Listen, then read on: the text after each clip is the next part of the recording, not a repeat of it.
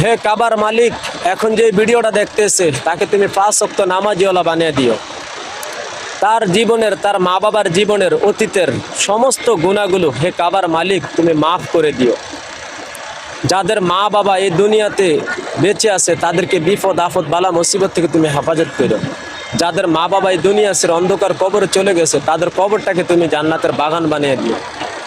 যে সকল প্রবাসী ভাই বোনেরা এই প্রবাসের মাটিতে দুঃখে কষ্টে অভাবে আছে তাদের দুঃখ কষ্টটা হে কাবার মালিক তুমি দূর করে দিও। যে সকল প্রবাসী ভাই বোনেরা মনে বড় আশা নিয়ে প্রবাসের মাটিতে আসছে সে আশাগুলো তুমি পূরণ করে দিও। হে কাবার মালিক, তুমি তার সাথে আমার জীবনের অতীতের সমস্ত গুণাগুলো মাফ করে দিও। আমার মা বাবার জীবনের অতীতের সমস্ত গুণাগুলো মাফ করে দিও। আমার বাবার কবরকে তুমি জান্নাতের বাগান বানিয়ে দিও। হে কাবার মালিক, যারা এই তোমার কাবা দেখার জন্য হাহাকার করতেছে তাদেরকে বাস্তবে দেখার একটু সুযোগ করে দিও।